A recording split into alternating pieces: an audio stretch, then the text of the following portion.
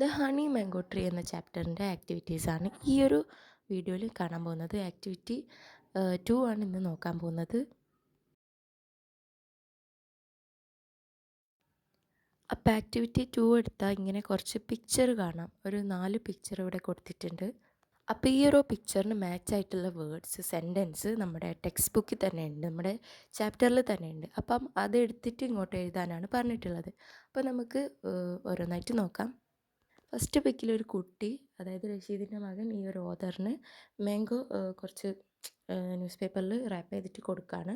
സെക്കൻഡിൽ ഈ ഒരു ഓതർ ഒരു സാപ്ലിങ് നടുകയാണ്. അപ്പോൾ നമുക്കത് എഴുതി കൊടുക്കാം.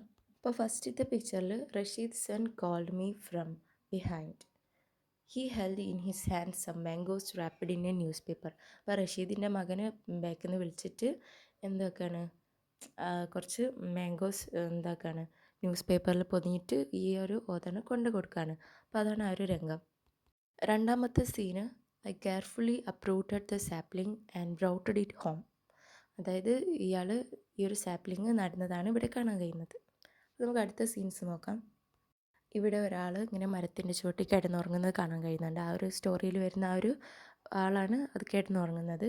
പിന്നെ അതിൻ്റെ ഇപ്പുറം അസ്മ പ്ലാന്റിന് വെള്ളമൊക്കെ ഒഴിച്ച് കെയർ ചെയ്യുന്നത് കാണാം. അപ്പോൾ നമുക്കത് എഴുതി കൊടുക്കാം. I saw an old man lying under a tree. ഒരു മരത്തിൻ്റെ ചുവട്ടിൽ ഒരു ഓൾഡ് മാൻ കിടക്കുന്നതായിട്ട് കണ്ടു. രണ്ടാമത്തത്, Asma watered the sapling every day. Asma എല്ലാ ദിവസവും ആ ഒരു സാപ്ലിങ്ങിനെ എവറി ഡേ വെള്ളമൊഴിച്ച് കൊടുക്കാറുണ്ടായിരുന്നു. സാപ്ലിംഗ് എന്ന് പറഞ്ഞാൽ തൈ എന്നാണ് കേട്ടോ. അപ്പോൾ ഈ ഒരു ചാപ്റ്ററിലെ ആക്ടിവിറ്റി 2 ഇത്രയേ ഉള്ളൂ. അപ്പം നമുക്ക് അടുത്തൊരു വീഡിയോയിൽ കാണാം. നിങ്ങൾ സബ്സ്ക്രൈബ് ചെയ്ത് വെച്ചേക്കാം കേട്ടോ. എന്നാൽ ഇതുപോലെയുള്ള വീഡിയോസൊക്കെ വരുമ്പോൾ നിങ്ങൾക്ക് വേഗം തന്നെ അവൈലബിൾ ആവും.